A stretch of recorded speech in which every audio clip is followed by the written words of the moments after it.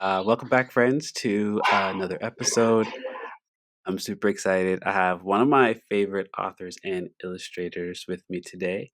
And I mentioned this to her before, but not only is she a beautiful illustrator, she is also a beautiful writer as well. Can you introduce yourself? Sorry, I was not ready for that. Hi, everyone. My name is Gracey Zhang. I am an author and illustrator. I was originally born in Vancouver, Canada, and am now based in New York. But I'm currently on a bit of a slight sabbatical where I'm traveling outside the country for a year or so. Still working here and there, but not as much. And yeah, I'm currently in Addis Ababa, Ethiopia. Wow, that is incredible. That is incredible. We talked about this before a little bit, but where did you start? Because this isn't your first day like abroad from home. Like where did you start and where do you see the possible end in your travels? So for this trip, I started a little bit before, like a day before New Year's. So I think December 28th, I started in Mozambique and I was in Maputo, the south, worked my way up north. So went from Mozambique, Malawi, Tanzania, then Kenya, and then now Ethiopia. Wow. That is incredible. And I know this obviously because I was looking through your bio. You had done some traveling as a student as well. So you this isn't new for you, but how did Mhm. traveling come about for you? And like what has influenced your travels over the years? Yes. So I think in the last time we spoke, I brought up the first time leaving home was when I was 5 years old, when I ran away from the house and was caught pretty quickly after half an hour or so because I stopped at a house on the street to ask or to try to get the girl living in that house to see if she wanted to run away with me. And her parents were like, "Stay here. Let us call your parents." But then traveling when I was a student, I would actually say the first big trip, I took a year off after my third year at RISD, and I went to Shanghai, China to do an internship there. And while I was there, there was a holiday for the Lunar New Year. And so it was like a 2 week holiday. And so I took that time and went backpacking through the Southeast Asia route, Thailand, Cambodia, and Vietnam. And that was like the first backpacking trip where it kind of opened my eyes to how it was even possible to travel this way because I think I always associated travel with needing like a purpose, like a work purpose. So I had always applied for sort of exchanges or residencies, like things that allowed me to go somewhere for a reason. But with backpacking, it kind of I had my own prejudices as I discovered. I was very like anti eat pray love. I was like, I'm not no Julia Roberts. But then after doing that trip, I was like, maybe I'm Julia Roberts.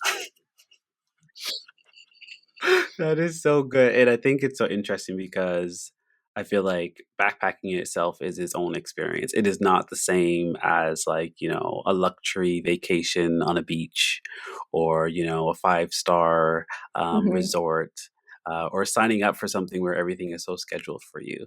Backpacking is truly Hmm. backpacking and figuring it out like as you go. And you often have some destinations that you're looking forward to or have on your list, and sometimes you don't actually make it to those places. And I think that's the beauty of backpacking and exploring. Right now, you're on your own, which is amazing, and Hmm. you're finding different places to travel. You're meeting new people.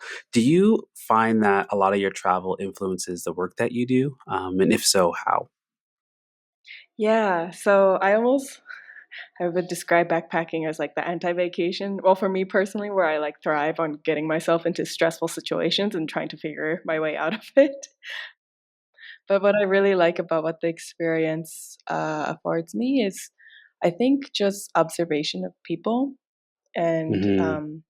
I'm repeating myself from last time, but it's like sometimes you realize the more you see, the more you realize how the world is both not as big as you realize, but at the same time bigger than you thought, Mm-hmm. in the sense that like different cultures and histories widen your scope. But then when you see people, it kind of reminds you that people sort of have the same motivations and heart everywhere. And what I like the most about observing people is just sort of interactions between family members, strangers, how people even say hello to each other across different cultures on the street. Mm-hmm. Those are my favorite things to like maybe take a snapshot of in my mind and then try to um, record it in my sketchbook after. And you do such a great job of that. And I've most recently been seeing lots of sketches on your social media accounts. And it, what is the like? How do you know that is what you want to capture? Like sometimes you'll do people sitting down, people carrying things, people in motion or in action. How do you choose what to draw or what to illustrate? I guess like if I see it and it makes like an imprint on me, then I choose to draw it. Hmm. Like something that makes me go, huh, or like, oh, like Hmm. if I have some kind of reaction to it, and then Hmm. even sometimes I have a reaction to it, draw it, forget about it, and then I'll be going through my sketchbook, and then seeing that drawing will bring back memories of the day or what even happened prior to seeing that scene. So it's Hmm. it's like memory thing for me. Like I like those like a photo album, but drawings. Mhm, mhm. Yeah, that's so incredible, and again, I love seeing them online, and they are I don't know how quickly they are done, but they are so stunning Hmm. regardless of the amount of time that you put into them, and it makes me think about something you mentioned earlier about your time at RISD Hmm. and something we had talked about in previous conversation, but I want to know more about that experience and how much of an influence, obviously, that has been on you because everything that I hear about RISD and a lot of the people that I know that have come out of RISD in regards to illustrations and publishing, they're amazing. All of them. They're all very, very good at what they do. So what are some things that you loved about RISD and maybe some things that you found challenging? Mm. Yeah, so I went to like a high school, a public high school where we didn't really like AP art wasn't a thing. I went to an after school art program to create like a portfolio geared towards like a art school. But even then, I would say it didn't really teach me how to talk about art. And then Mm, suddenly, when I got to RISD freshman year, it was like a completely like when you've only seen a world like this and like very very far or small, and then suddenly you're being immersed in it and you're hearing things or talking about things or seeing things in a way that you didn't even know was possible to talk about, like, and it just felt really validating. Like mm, it felt like a language I was trying to speak and then suddenly realizing other people are speaking it too. So I would say first freshman year, RISD was amazing in that sense. Everyone was put through the same training. There are three main studios: drawing, 3D, and design. And I never seen illustration or art as a way of problem solving in that way until I got to RISD. So I would say most of my peers agree that freshman year was like when they felt like big brain moment. Like mhm, their mind was expanded a little bit. I will say second and third year though is when the stresses of life start to get to you. You start to wonder like, how am I going to get a job in this? But you're taking courses mm, by maybe professors who have not worked in like years, and what they're teaching doesn't mhm, feel applicable for the real world anymore. mhm, That was sort of what prompted me taking my year off. So I got a little bit of graphic design experience, a bit of work experience in the design world. I had only had like part-time jobs working in like food industry, babysitting, um, work study type positions. And so I mhm, came back senior year, like completely like refocused, knowing exactly what I wanted out of RISD. And so I think I do feel like a gap year is not as popular in the United States as it is in other countries in Europe, maybe. And I feel like it was so beneficial for me. And I know many other of my classmates express a little bit of regret at not doing the same thing. And so I think having some time to kind of get out of school and then going back in is was really really helpful. Hmm. Yeah. Yeah, I think it's so interesting because I've been teaching at international schools, and yeah, it's still a thing where people talk about the gap year as not necessarily a letdown, but I think they're almost scared to talk about it or scared to even suggest it because of the, stigma that is around like what Mhm. happens or why you're taking the gap year. Mhm. I think it's Yeah. amazing that you took the gap year and you were able to figure out what it is you wanted to do. And I do think a gap year is something that students actually need. It's not it's not Mhm. that they're just doing it because, they don't have an opportunity because for the most part they do have opportunities, but a gap year can really allow you to settle yourself down coming out of high school Mhm. or coming out of a few years Yeah. of university because school is not easy. It is not an easy task, and it's a long journey as well. A long journey as Mhm. well. I have so many Completely questions for agree. you about RISD. I think number one is like, were there specific projects that like influenced you in regards to your thinking about art? And tell me about some Mhm. of your professors there. Okay. I would say I had like many teachers that really shaped and formed the way I work or the way I think about art. I guess the first sort of shaking up of my conceptions about illustration or drawing was maybe freshman year when we were just forced to draw and make ugly drawings from what my perspective was because I was so used to creating like a finished piece, and then the art of a gesture was something new to me. And then at the time I was like, what the hell is this? Like we're drawing like this idea of the stroke having life was foreign. Now I'm like very into like master like strokes or gestures or just drawings that feel of the moment. But as an 18-year-old, Hmm. I I really was like art school is such bullshit. But then the more I got into it, the more I started to feel like my own ideas, my own perspective changing. I Hmm. did have a very fantastic professor, Fred Lynch. He's been teaching in illustration for a very, very long time. And I think that's sort of when I started to work more seriously in narrative artwork. So he had a course that was sort of illustration and narratives. And so that course was like building not necessarily a picture book, but like a story, a journal, some kind of dialogue combined with art.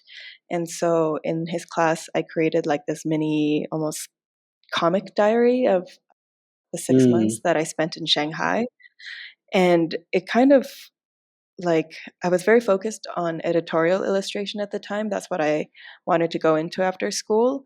And I did do that for a bit, but then I kept thinking about like long form storytelling and sort of the things I wanted to say. And being able to spend more time creating a story was really, I think, it was a little bit full circle because I remember reading storybooks very young, like early chapter books for kids. And when teachers would ask, like, what do you want to be when you grow up? The only thing I could think of was like author because Mm. I really didn't know what else I That's would do cool as a though. child. That's dope. Good for So, and you. then now it feels like, oh, going from illustration, forgetting about like author, I just knew I wanted to draw. And then kind of reconnecting the dots and being able to tell stories as an illustrator was Hmm. like a little bit of a light bulb moment. That's dope. Good for you. Good for you. And I get that a little bit, like I teach third grade, so I do get that a little bit. Some kids, I mean, very few. We have a lot of, and I mean, I don't know if it's influenced by parents, but I have a lot of kids that say they want to be engineers, they want to Mhm. be doctors, and then a lot of kids that Like, want to be. I didn't even know what an engineer was at that age. I Me, was I'm like, "What still is trying to that?" figure it out. Because some of them are like, I want to be computer engineers, like all this different stuff, which is totally fine.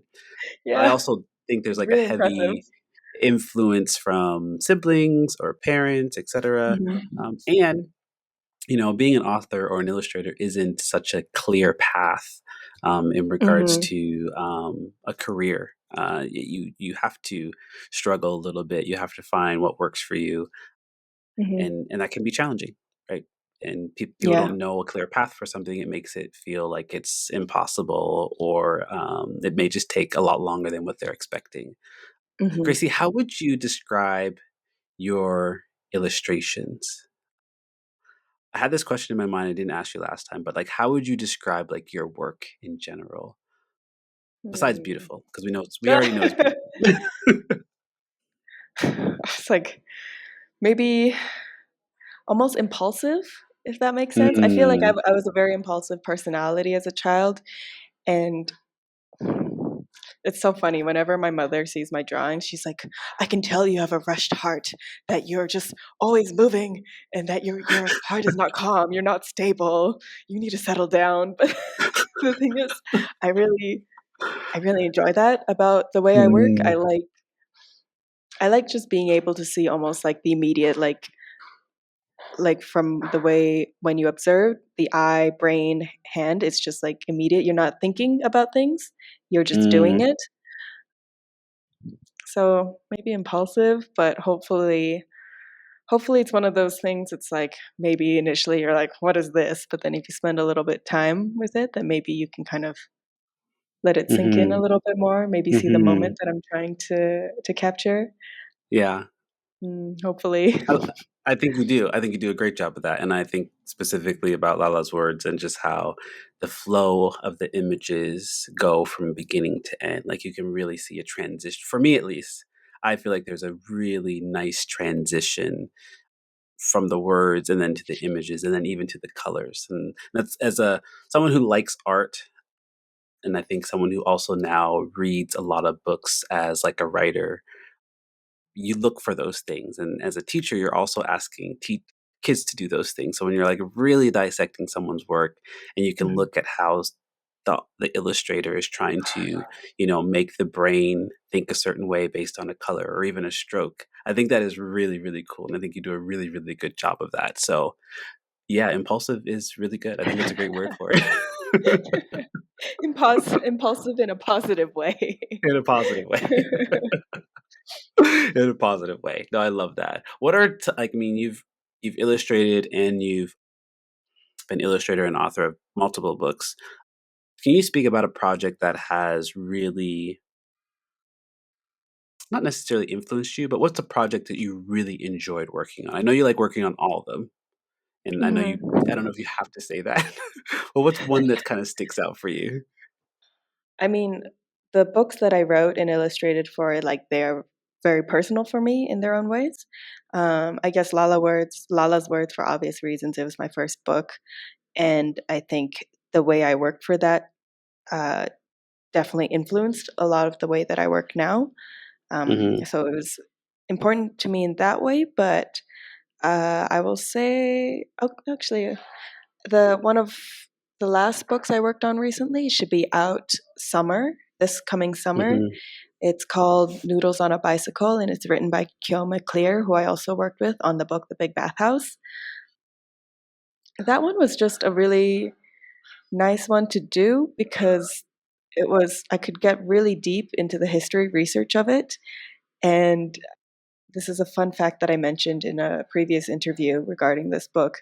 But the book is set in sort of like late 1950s, early 1960s Tokyo, Japan, and so signage was a really big thing that I wanted to focus on.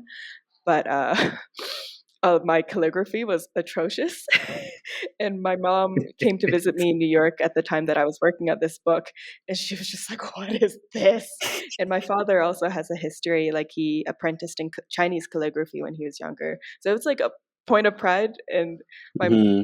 my mom is like, "Your writing used to be so much, your calligraphy used to be so much nicer as a child. What happened now?" Hmm. So we actually redid a lot of the signage, like me and my mom, and she would have me practice Oh, writing.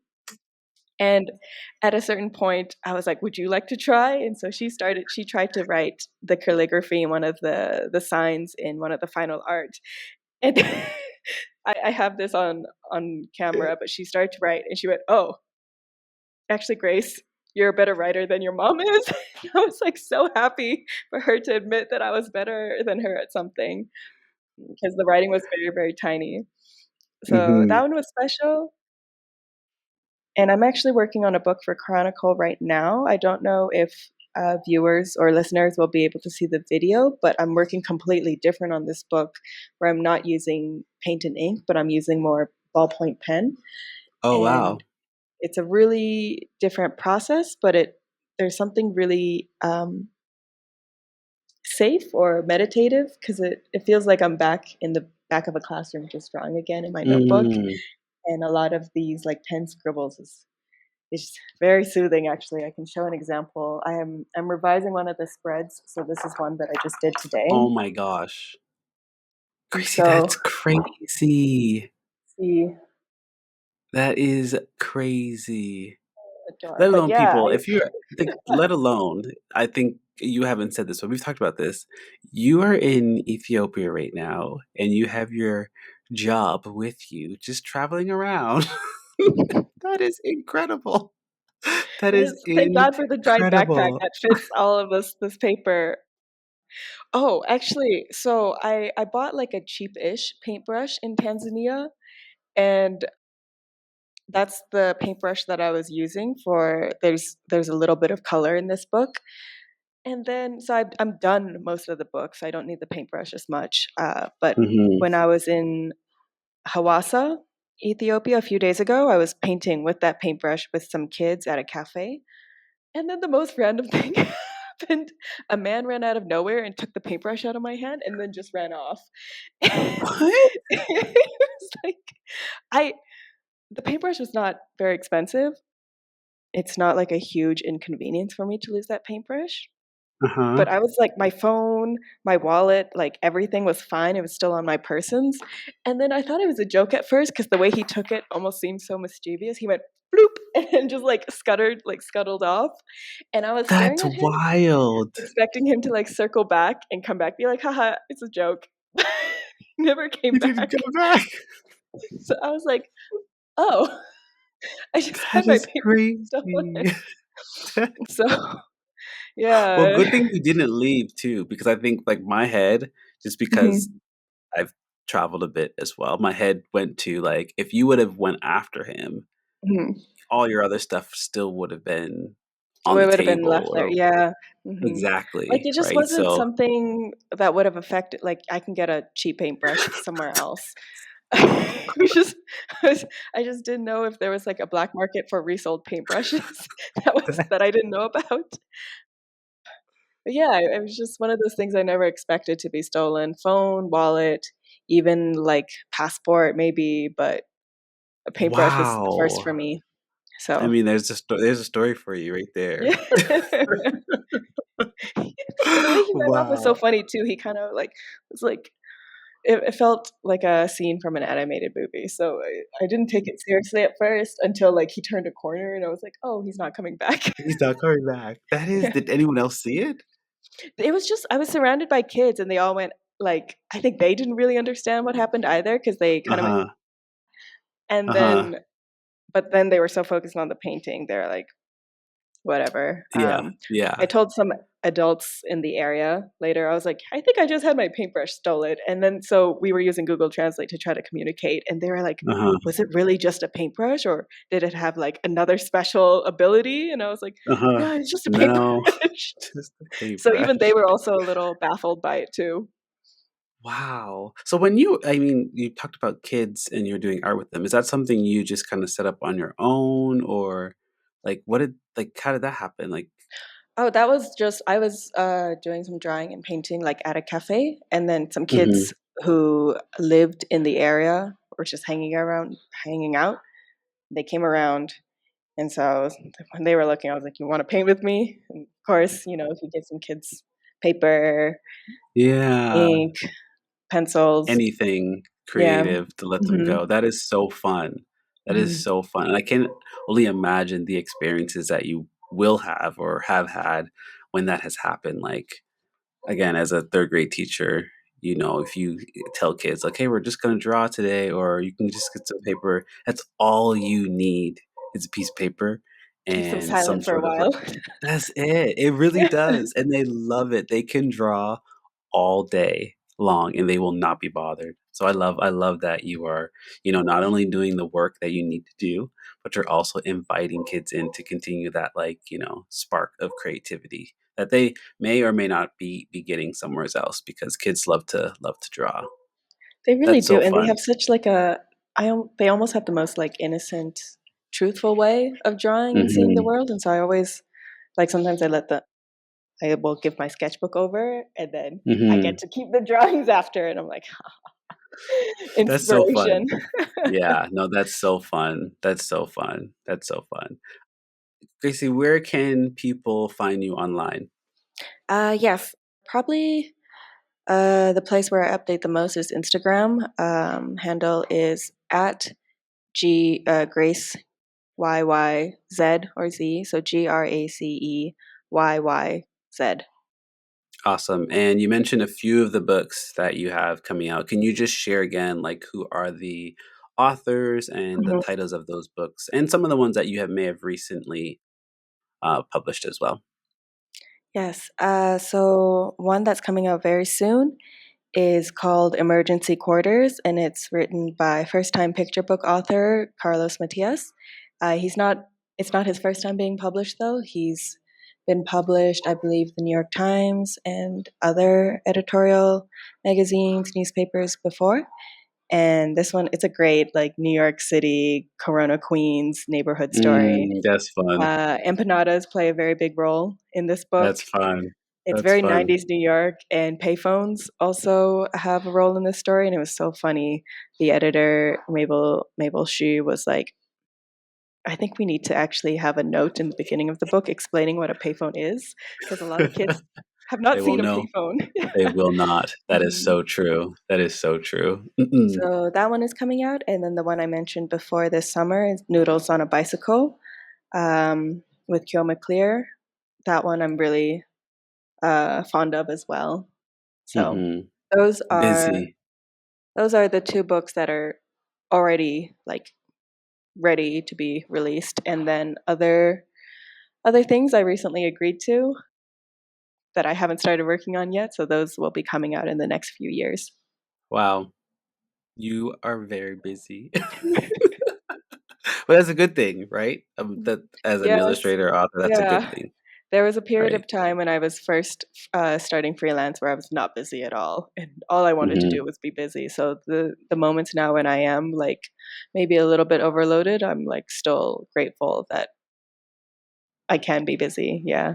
Hmm. Mhm. And as a teacher, I am super grateful for you and the work that you do for, publishing, for literature, for art, for creatives.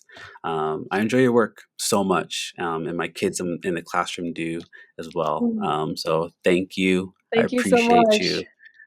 And we will talk again. Hey. Yes.